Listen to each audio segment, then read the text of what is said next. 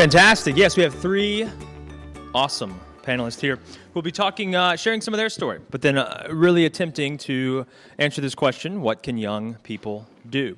We've got a couple questions we'll ask them, but by all means, if you've got something you're wondering about any of them or something they say or their work in particular, then by all means raise your hand and we'll jump in and field that question.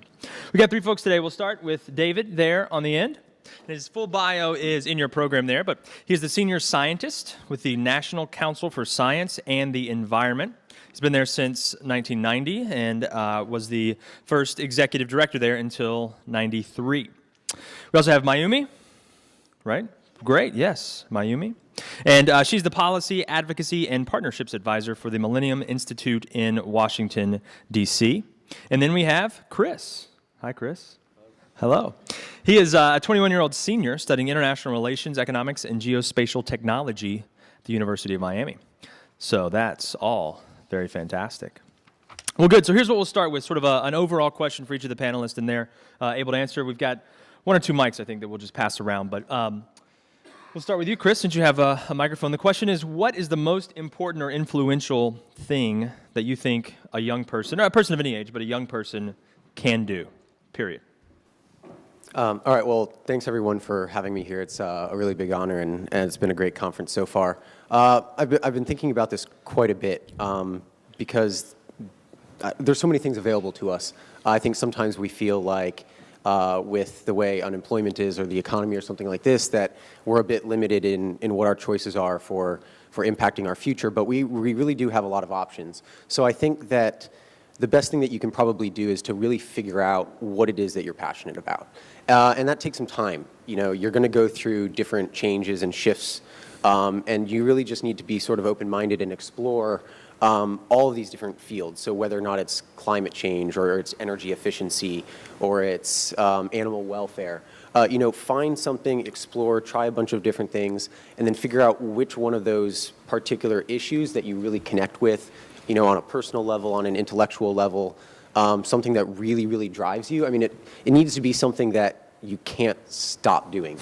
And that takes a while to get to, but then once you figure that out, you know that you're going to be able to have an impact and that you're going to be happy doing it as well. Fantastic. And Mayumi, what would you say, if one thing that people could do, young people could do, that would have some sort of impact or to be influential?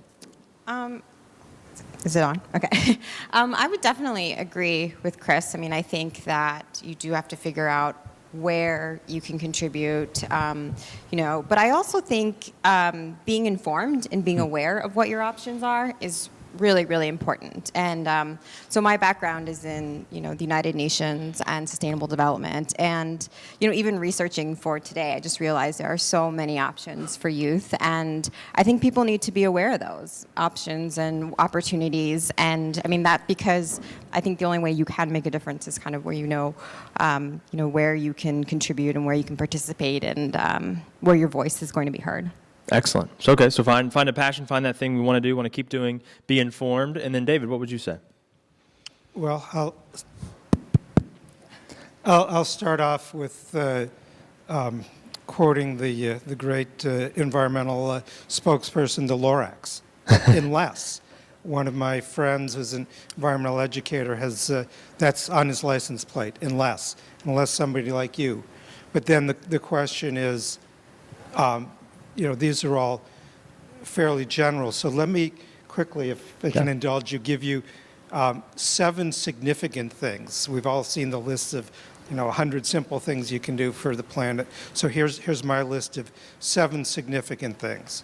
One is don't have children before you're 25 and no more than 2 after that. And you can think of that in terms of generations, that if you start having children at 20, there are 5 generations in a century. If you start having children at 25, there are 4 generations. And it, of course, is an exponential issue. Second is don't build that house in the country, because your footprint, the sprawl of building out new homes and development is much greater than living within the urban area. The third thing is to get out of your car. Bike, walk, use public transportation, etc. The fourth thing is to consume less and more appropriately, and there are all sorts of components to that that make up many of these longer lists. The fifth is to do it in a group, because that magnifies your impact beyond an individual. The sixth is to get political. Don't just think green, but act green, vote green, and get involved in politics, because the scale of change that you get by policy is much greater than any one individual action. And the seventh is educate yourself. And that, in some ways, is really the first and the most important, because unless you're educated, you're not going to understand, and you're not going to be effective in helping other people to understand. And so, David, let's stay with you about that idea, which kind of leads into my first question for you. These kind of cultural expectations, trends, norms that I do need or want the big house in the country and the big car to get me to work. And how do you sort of fight against that, or tell a story against those sort of things? How do you take these 7 ideas and get them out to people? Well, I guess I would answer from my personal sense is I think that the way that one really engages, at least for me, what works is a personal connection with nature. And we have surveyed seniors who are graduating from interdisciplinary environmental programs for the last 5 or 6 years now, and asked, among other things, what factors brought you into this area. And if you talk about earlier experiences, nothing, not parents, not knowing people, rises above maybe 25%, other than experiences in nature, where 2/3 to 3/4 of the people say that experiences in nature have engaged them into this area. And so I think that that's maybe one of the most important things that we can do, and that comes in with the education, is to get people, get them outdoors, get them away from their technology for a few minutes, and see the beauty of the planet. Excellent. Mayumi, for you, tell us a little bit about the SDGs, what those are, how those came about, and then how young people can have a voice in that process. Okay. Well, the SDGs are the Sustainable Development Goals that have not yet been developed, that are in the process of being developed, which is where I think you guys can all help contribute. They're basically kind of the second phase, or kind of what's coming next after the Millennium Development Goals, which I don't know if you guys have heard of, but basically it was these 8 major goals to kind of eradicate poverty and to basically address global and national development. And so these goals are going to be universal, and they're going to be kind of not just economic, but focusing on environment, focusing on the social. So basically, they're going to really be kind of defining the landscape of sustainable development for the future. And so that's why I think they're going to be so important. And so what happened at Rio Plus 20 last year in Rio, Brazil, which was the UN Conference on Sustainable Development, which is the biggest UN conference ever, like 50,000 people, I think, or something crazy. One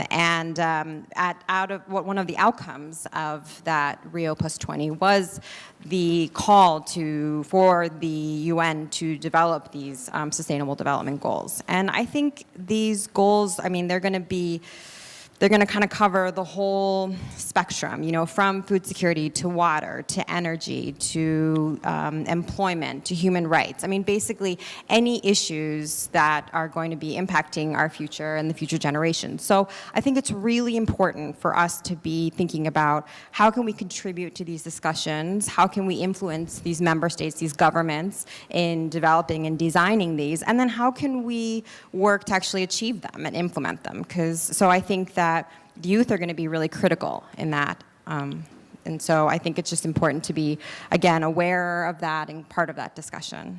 And is there going to be some sort of formal process by which people can make recommendations or voice their support? Right. So what's going on is at the UN right now, there's what's called an open working group of member states that are meeting in sessions and meeting to basically they're going to be the ones that are going to be defining. And the way that civil society can get involved is there's this what's called a major group system, and there are 9 major groups. And so all of them, I don't know all of them, but there's like the farmers, and there's NGOs, and there's women, and one of them is children and youth. Okay. And so I think that's a really good place for you guys to kind of get involved. They have what are called organizing partners, and they are the ones who kind of organize kind of how they get involved, how they participate, and their mission is kind of to ensure that, the interests and the voices of the children and youth are heard. But I think in addition to that, I think it is really important to get involved in this whole children and youth major group. But I think also, because this is a member state government-driven process, the most important thing I think is to influence your own government. Whether it's whatever it is your issue, whatever issue you're in. In this case, it would be the State Department, and kind of to make sure that your issue is being prioritized on this agenda. So you can do that, like I said, through directly lobbying your government or through working with an NGO that lobbies your government. So I think there are a lot of different opportunities, like I said, to kind of make a difference and to make sure that whatever your passion or whatever your interest is, to make sure that that kind of is prioritized and that comes across. Excellent, yeah, and that also relates to one of David's 7 points about being involved politically and doing that, which leads me to a question for you, Chris, about this idea of youth activism. That's a path you're on, and so tell us a little bit about what you've done as, I guess, quote, a youth activist, what that means to you, and then for somebody who might be interested in being activist, what kind of advice or recommendations would you give them? Yeah, absolutely. So youth activism is sort of an interesting concept. I think a lot of people see it as sort of civil disobedience or rallying and protest and this sort of thing. But there's a lot of different ways that it can sort of manifest itself. In my way, it's been sort of working through different organizations and just sort of pushing my way through and working my way into opportunities and internships where I can really have an impact, even at a young age. And I think part of that is being able to identify the right opportunities. So seeing, getting started, for instance, I actually got started in all of this when I was 15 at the Millennium Institute, where Mayumi works. And that's because I was introduced to some people that work there, the president, Hans Herren, and they were a fairly small organization, never really had any interns before, and so I wrote them a letter and said, hey, do you mind if I come and work with you? I'm really interested in your work. And they said, absolutely, no problem. Come and hang out with us for a couple of weeks in DC. And even though that's not some big internship program, it's not like I was applying to go to work at the UN or something, but the first project I was working on when I was 15 was the UNEP's Green Economy Report. So even though I was working in a small institution, relatively unknown, I was able to have a really big impact and do some really, really fascinating and interesting work and meet some great people. So you have to be able to sort of identify those opportunities and see where you're going to be able to take action. The first part, like Mayumi said, is educating yourself and making yourself aware of what these issues are, and that's part of what finding your passion is as you learn these things, you figure out what it is that really sort of strikes you, and then taking that a step further towards action. Because a lot of people get together and talk and plan things, but it doesn't really go anywhere. And so action has really been a big focus of mine in the organizations that I work for and just in my personal life, is making sure that anything that we plan or talk about or are interested in, we figure out some sort of way that we can implement an actual solution for it. Excellent. What about questions from you all? Anything for our panelists at this point? I've got a few more questions I'm happy to ask, but yeah, we'll go here. Oh yeah, we'll borrow a mic. Right here in the front row, or front-ish row, front table. Yeah, so my group yesterday, when we were brainstorming ideas and stuff, we talked about it's important to get instead of not hearing until hearing about environmentalism or climate change and anything till 12th grade usually, and until you get to AP biology, we should have a class have some sort of subject from K through 12. So when children are little, they still have some sort of upbringing that it's important. So, and we talked about lobbying and whatnot and making it policy. So what do you think the first step from someone of our age would be to making sure the ideas are out there.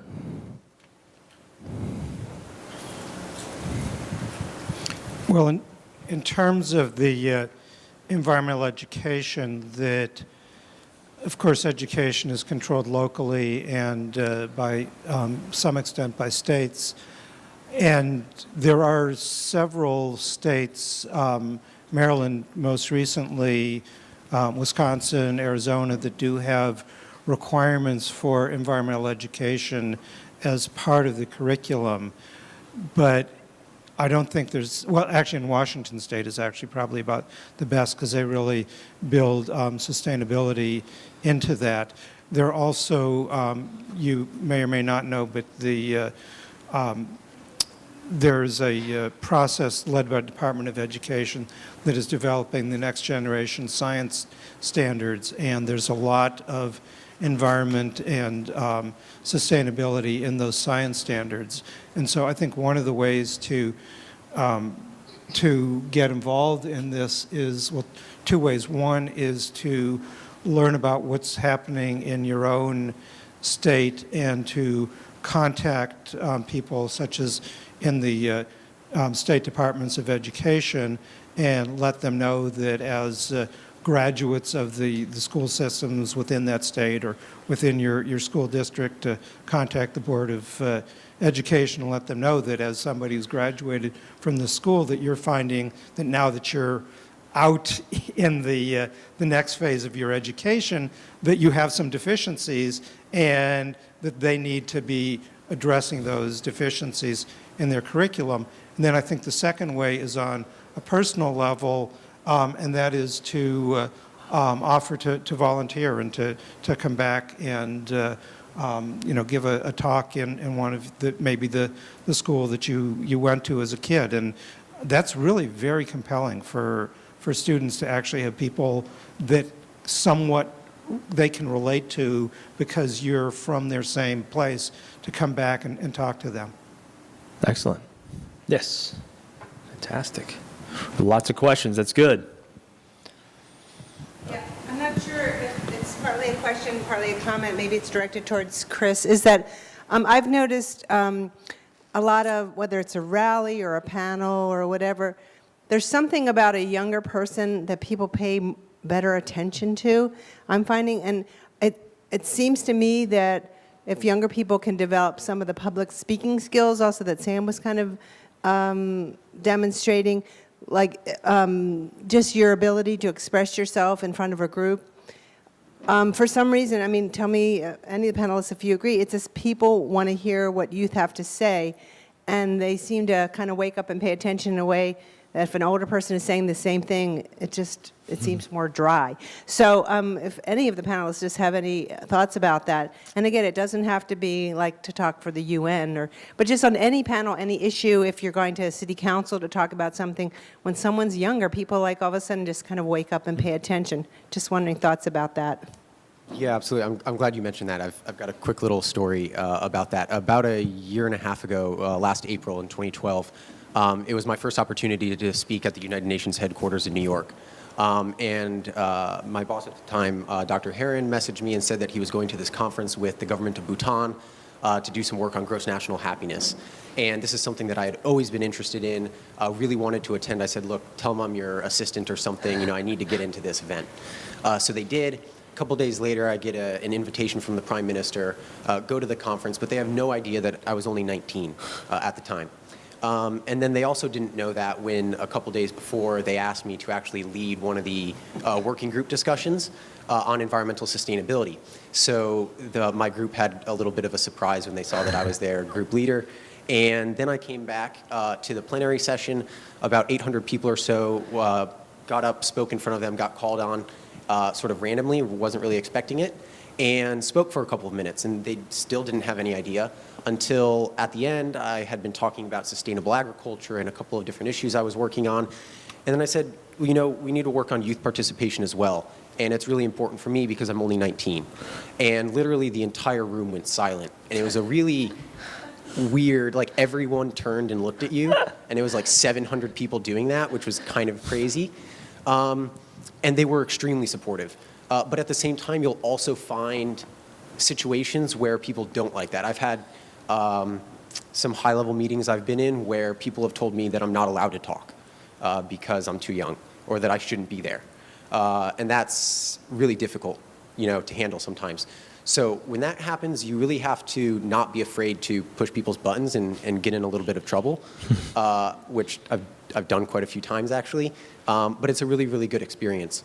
So yeah, finding those opportunities to have your voice heard as a young person, do as much as you can while you're young, because it's definitely more impressive, I think. People really take notice of it when you're younger and making those types of statements. Yeah, absolutely. Go for it. I don't want to take away from the great questions that are coming up, but just one other story with that. One place where you'd be surprised what kind of impact you have is on Capitol Hill. That members of Congress, they love to get the pictures taken and with youth, especially their constituents. Jesse Helms, who was a very right-wing senator from North Carolina, if you were a student, you could always get in and talk with him. We did a process with the the STAR Science to Achieve Result graduate fellows from EPA, and brought them up to Capitol Hill and said, just come in, talk with your members of Congress and talk about what you do.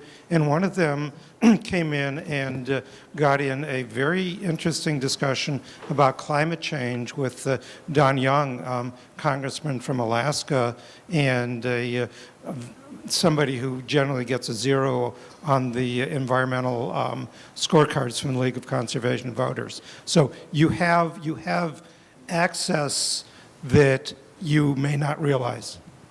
I just want to add go one for thing, it. and I think especially, at the UN, I think that I have found that when there is a youth speaking, like the entire room is very kind of aware and listening, whereas when the other major groups are speaking, they might not be paying as much attention, but I can definitely tell, like, they're always just so impressed, and they really are kind of thinking. And I think more and more member states are wanting to think about what are the needs and the interests of youth, and, they have been adding those, to the priorities. And so I do think that, if you can be a voice for the youth, it's going to really resonate. Fantastic. Very encouraging. Yes, sir.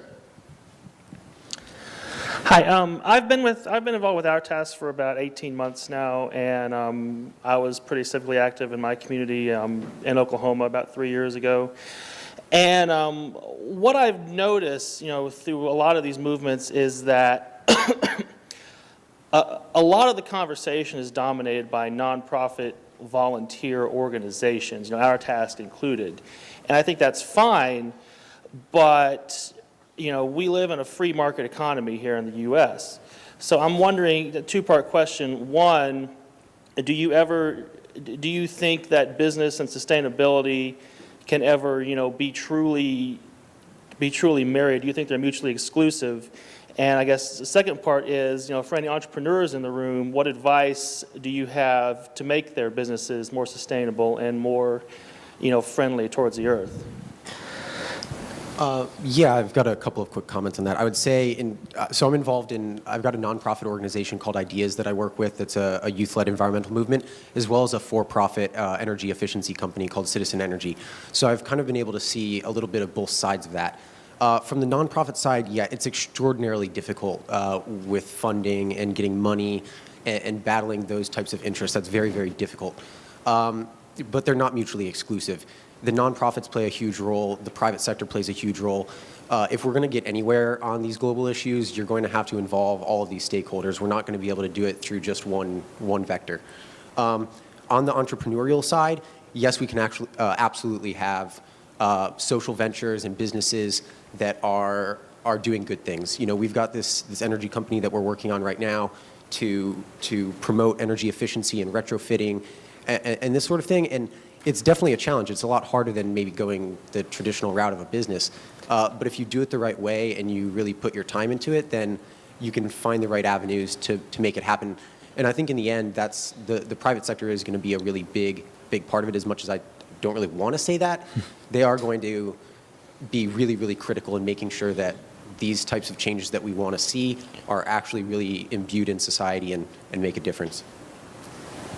Yeah, I mean, I would agree, and I would actually add that I think the private sector is trying to get on board as much as they can, and they need to a lot more, but I think they are, and there are kind of corporate sustainable development like reporting, and there's the Global Compact, which kind of has a list of companies that are trying to be more sustainable. So I definitely would agree that without the private sector, we just can't do it. So I guess that would be, I mean, I know the governments and I know the UN system, they want to work with the private sector. It's just, I mean, it is a very difficult thing because it's not always necessarily directly going to be, sustainable development's not always going to directly equal economic development. So it's also about looking at the externalities and kind of other hidden costs. And also looking at the long term, which a lot of times, sometimes it's difficult for the private sector to do. But I would definitely encourage anyone who's going into the private sector to really think about this and to think about, just the bigger picture and how sustainable development can be incorporated into your work, because it's kind of everywhere. Yeah, it's a really complicated question and complicated answer that certainly businesses, especially many very large corporations, are moving towards what they call the triple bottom line, which is economic, environmental, and social. Probably social is the lagging of the three, and certainly the economic is and always will be the leader of that. And as you said, I think that there are metrics that are being put in place. There's a lot that's trying to be done through shareholder governance and others that are, and also financial institutions that are recognizing that sustainability is actually good for the traditional bottom line. And so that there are efforts. It's harder in many ways for medium-sized and smaller businesses because they don't necessarily have the scale to innovate and to move beyond their core business function. But then you also have to think in terms of the big economic picture and the real question of conflicts between economic growth as it is currently measured and I would say worshipped, and the whole concept of sustainability, and encourage you to explore that. For example, readings of Brian Czech, CZECH, who is an adjunct professor here at Virginia Tech. Or, I'm sorry, he's at Virginia Tech, not at George Mason. Sorry, wrong place. And in a similar way, for any of you sort of piggybacking off that, which might have been where you might have been going with this question, but the idea of we can write a person in Congress, we can do those sorts of things related to business. So is there sort of this, can there be this customer-led idea, whether it's buying certain things, not buying certain things, or writing to those companies? Is there a parallel there? I mean, I would say, yeah, definitely. I mean, I think the consumers are obviously, it's going to be driven by consumers and by demand. And so I think you do need to kind of just buy smarter and really think about the purchases that you're making and, what, I guess, kind of look at the whole supply chain and not just necessarily what's right in front of you. But, for example, my background's in animal welfare. So, I do, when I go to the grocery store, I do want those free-range eggs, and I do really think about, and so I think a lot of times that gets lost, where things are coming from, where, and what's involved in the transportation and the processing. And I just think it's also about being educated and aware. Yeah, just to add to that, I would say that that's sort of the responsibility of a couple of groups. One, just for us as average consumers, because the way that supply and demand works for these products and the way we do this is manifested through our patterns of production and consumption. So even though it may seem kind of insignificant for you to buy differently at the store, it does make a big difference because then you're showing that store, you're showing those companies what you're looking for. So on the consumer side, it does make a big difference. And then on the social venture side, so with this energy company, for instance, our biggest job, we don't essentially have a company unless we're doing demand generation. So our biggest task right now is to really train ourselves and to figure out and understand the market so we can actually drive demand for solar and for retrofitting and this sort of thing. Because if that doesn't happen, then we don't really have a job. So, Yeah, excellent. Yeah, something to add, David? Three quick examples in terms of NGOs that have impact on this. Greenpeace, from a very activist perspective and targeting corporations and corporate practices, has been very effective in certain campaigns, and other groups like that, such as Rainforest Action Network. On a different end, there's a group called the Rainforest Alliance based in New York City. You say, why would a Rainforest Alliance be based in New York City? Because that's the financial capital, and they have been working with industries, coffee and agriculture and forestry and others, in certification and development of sustainable practices. One company that I encourage people to really look into is Walmart. It's a paradox, because Walmart, of course, is one of the largest economies in the world, and those in D.C. are seeing what's going on in terms of living wages as Walmart is coming into D.C. On the other hand, Walmart is really forcing their supply chain to follow certain sustainable practices, and their supply chain goes throughout the economy. So none of this is clear black and white, and I think that to use a different metaphor, there are 50 shades of gray in this whole thing, and I encourage you to explore more thoroughly in each of these cases. Great. Yes, sir. Oh, yeah, I got a question. How do you get, I guess, the general population to come out and vote? Right? Because, like, generally, people don't vote at all. They vote on federal levels. Can you use around like 50%? I'm sorry. Like, it's around like 50% that vote on a presidential year, and on off years, like 35%. And it dips like to 25% on local levels. So how do you get the youth actually out there to vote green or vote at all? And my second question is, how do you tell somebody, how do you tell a person, I guess, who wants to drive less, who wants to bike to work, but they don't have access to public transportation, or they have to take the highway to work, they have to go to Maryland or Virginia. So how do you tell someone to drive less or bike less? And I think that ties into my first question too, because I guess you gotta apply pressure to your congressmen or your state legislators, and then you can go on from there. But how do you do that? all right, so that's pretty difficult, because I think what you're sort of getting at here is, the bottom line is motivation. How do we get people? I haven't even really figured out how to get people my own age to do that yet. And I'm still in university and surrounded by these people every day. But yeah, I don't know. That's really hard. I think it's being creative and finding sort of different avenues and channels that we can relate to. So whether that's through the arts, like music or culture, or photography or whatever it is, or through the internet. I mean, most of our mobilization that we've done is through Facebook, through online. That's how we organize everything. That's how we reach out to our friends. That's how we connect with everyone and share our updates and this sort of thing.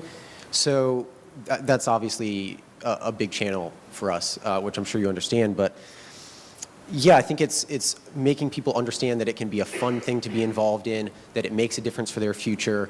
It's not just a sort of boring, nerdy thing to do, but it's good that they can have a real benefit, and that this can lead to a lot of great things for them, for their future, and for the rest of the world. I would probably touch on the second point, which is, what do you tell people who have to drive to work, or who can?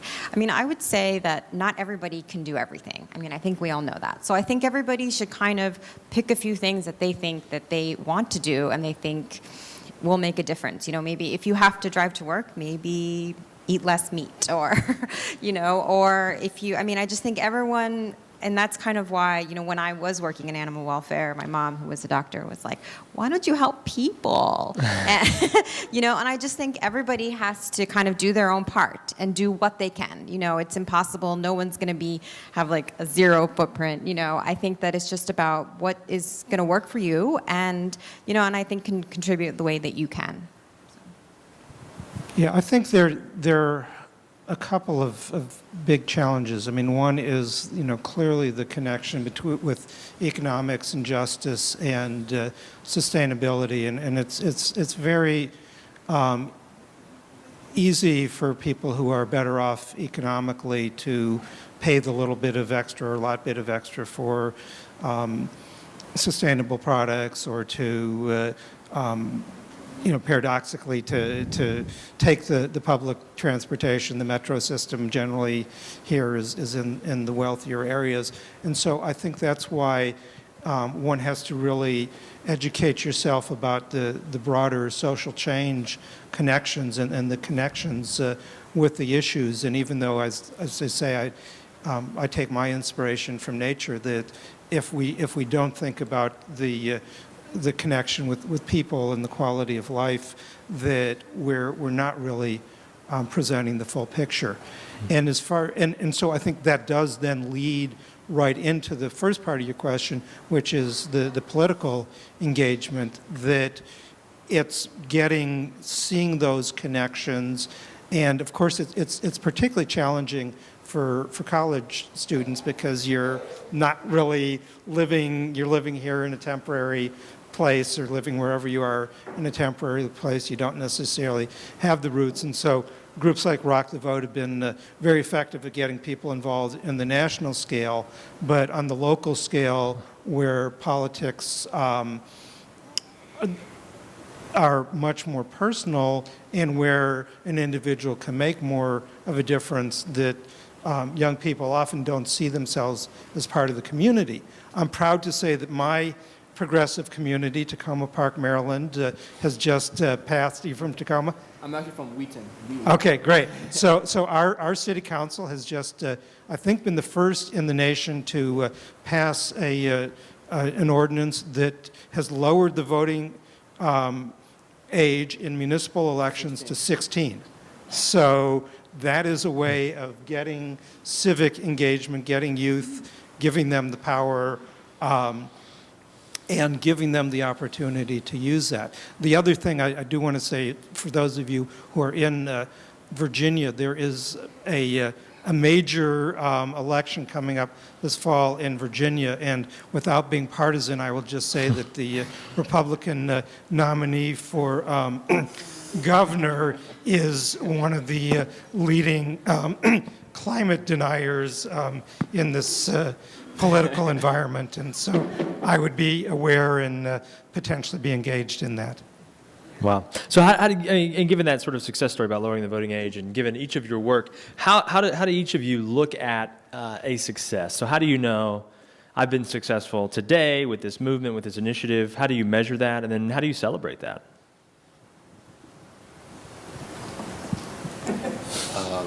Yeah. Okay, I'll start. I have to think about this a little bit. I was sort of thinking about this actually yesterday. This came up. We were talking about data, and this is something that we've been going through a lot in our organization. We just got our 501c3 status for our nonprofit for the first time, so that necessitates all of these, this paperwork and filing data and coming up with all these metrics for what we do, which is really, really important, and I love data. It's a really, really powerful tool. But I think what people get afraid of sometimes is not having data, right? Like, just because you can't measure something doesn't mean it wasn't successful. I think the way I was thinking about this yesterday was in terms of school, right? If I told a teacher, that we shouldn't have a test, they would freak out because they have no way of assessing, how well I've done or what I've learned. But if it's really done the right way, then I should have been able to go to class the whole semester and really have gained something, and they should be able to tell that from their relationship with me. And so I think it's those situations where we need to be able to have data and metrics for the things that really matter, and looking at how successful we are when it's appropriate. And then there are certain tasks, there are certain objectives or campaigns or initiatives that we're going to be involved in that just don't lend themselves to data. And if we try to force ourselves to just pull numbers out of it, then we're probably going to be focusing on the wrong thing and not really get to the heart of whatever that issue is. Excellent.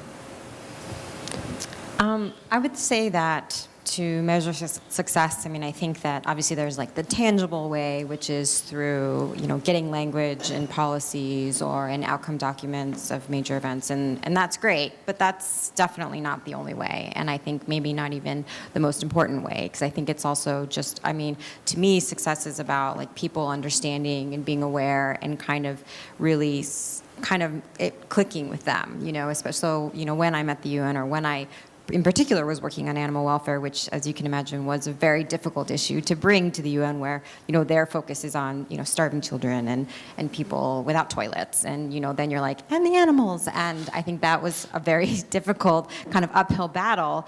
But I think that when you get people to kind of really understand and to really appreciate your work and to kind of feel like it is an important issue, I mean, to me, that's success. Great. Yeah, it's a challenging question, like many of these, and certainly it may be anathema as a scientist to say that you can't always rely on the data. In some sense, I think that if you really know what you're doing, you know whether you're having an impact or not. That's very hard to necessarily convince funders who are bottom line oriented. But as an example, with our organization, we work with a lot of university environmental and sustainability education programs. The number of interdisciplinary programs has increased by about 40% in the last 4 years. There are about 1,800 degree granting programs now in interdisciplinary environment and sustainability. Are we the cause of that? Certainly we're not. We're contributors, I think, to that. And so I always say, we're both riding a wave and pushing a wave. And sometimes when you're on the wave, you really can't tell which is which. Excellent. We have time for maybe one or two more. Go all the way in the back. As we're doing that, great questions, by the way, and I'm sure afterwards our panelists will be available for chat during breaks and lunch and things like that if you don't get a chance to ask your question. Yes? I'd like to go all the way back to the comment and question earlier where we started to talk about youth presenting their ideas. And something that the commenter had said was how important it is for the youth to develop the skills to speak well so that they can be heard and really appreciated. That means giving up the ums and the ahs. If you remember that 12-year-old who spoke at the UN, there weren't any ums and ahs. She spoke passionately from the heart and very powerfully because she had the abilities and the skills. And that's just something you can learn. You can take classes perhaps here in school. You can go to Toastmasters. But like the body language, and don't say like I just did, the body language that you use, all of that speaks. And learning those skills can really contribute powerfully to being able to get across the most important messages that you have. Thank you. Great. And so here's one we'll wrap up with. This idea, we started this by asking the question, what's one thing young people can do, so personally, or encourage their friends and what these ideas are. But if a young person has an idea to somehow make a career out of this field, this issue, this action, what sort of advice, what steps should they take, whether they're current students or just out of school, in order to get where they want to go or to get where you are? All right, so I'm going to say the biggest thing you can do there is to create your own job. If you're faced with unemployment or you don't think you're going to be able to get a job, okay, so make your own. Because that's entirely possible for us now. That's not something that anybody else is really used to, and your parents might look at you like you're insane. But you can absolutely do that. That's something that I've done over the past couple of years. When I got involved with this nonprofit organization, Ideas, they had no international director. They had talked with a couple of people, a couple of chapters outside of the United States, and that was what I was interested in. I came in, I said, look, I can see that you guys don't have somebody in this position right now. Would it be possible for me to take on a position as an international director? And they let me run with it. So if you're working with the right people and you've got the right group, then they should be more than willing to allow you to do that. And it was the same case with the energy company as well. I really didn't have any prior experience in it, but had reached out for a little bit of advice and help on some energy projects, and just got really interested and said, hey, this is really fascinating to me. I want to be more involved with it. What can I do? And made my own position. So you shouldn't be afraid to be able to approach people with new ideas, identify maybe places where different organizations are lacking or maybe where you see a problem, and then propose a solution for that, because it's going to be really hard for people to turn you away if you're coming to them with solutions. Excellent. Mayumi? I would say like certain skills, definitely communications skills are going to be key and are key and continue to be. Fundraising skills, obviously really important. And I think internships, like Chris was saying, I think getting as many internships or different kinds and are definitely, I mean, and I think in DC it's like, it's the perfect place to do that. So, and that kind of leads into connections. I think that everybody knows, and it's kind of like what Tyler was saying, that it's about making the connections and the contacts, and also what Tyler said, which is being flexible. You know, maybe something might not seem like the perfect job at first, but maybe it can be a stepping stone to something else, and just to be kind of open and kind of just see where things take you. Great. David? Yeah. First, I would certainly reiterate the emphasis on communication skills. We just ran a workshop with some other groups on careers in the geosciences and environmental sciences. And one of the people that we had speaking was an employer who runs a consulting firm. And she said that when she reads the cover letter, she looks at that, and if there's a typo or grammatical error, she tosses it, because it's a very competitive field. Secondly, that you need to have as strong technical skills as you can, whether you are in science and technology or communications or social sciences, humanities, but to have as strong a background as you can, and to present yourself as somebody who can do things and knows things. But then on top of that is having a broad and interdisciplinary perspective, so that you have the ability to apply the skills and to connect them with real issues and real challenges, whether it's facing a company or a government or an individual. Third, that I think you all know this already, but this is the era of entrepreneurism, and you will all need to be entrepreneurs. Career pathways, for the most part, are not just this vertical thing where you, in some cases, maybe you can get a degree in mechanical engineering or something and go and work for a firm and do the same thing for most of your career, but that's not very likely. And so, as you were saying, Chris, many cases you're creating your own jobs, looking at new industries, new opportunities, like web developer. You know, when I was going to school, there wasn't a web. So the idea that somebody could be a web developer, we'd think they'd be spiders or something. And so the typical career pathway, I think, for somebody who has at least the interdisciplinary degrees that we work with, is that you get your degree, you spend a couple of years then in the world of experiential post-baccalaureate education. In other words, internships, poorly paid jobs, traveling, getting those quote-unquote life experiences. Then you tend to get a little more of a direction where you've found something that really excites your passion and builds on your skills. Then you're generally going to go back, and we found that with our surveys of these students that about 2/3 of them intend to go for an advanced degree, either a master's or a doctorate degree. You do that, and then you start your second phase of your career, which is the one where you have stronger credentials. I mean, this is not certainly true for everybody. And the last thing that I would say on that is that any career can be a green career. And that, as Tom Friedman says, that we'll know that we have the green economy when we no longer talk about the green economy and we just talk about the economy. And we'll know that we have green careers when we no longer talk about green careers, but we just talk about careers. And so I put a number of materials from our organization on the table out by registration. And one is just a folder about green careers, and the point that it makes really is that any career can be a green career if you make it a green career. Fantastic. Let's give our panel a round of applause as a thank you for their time.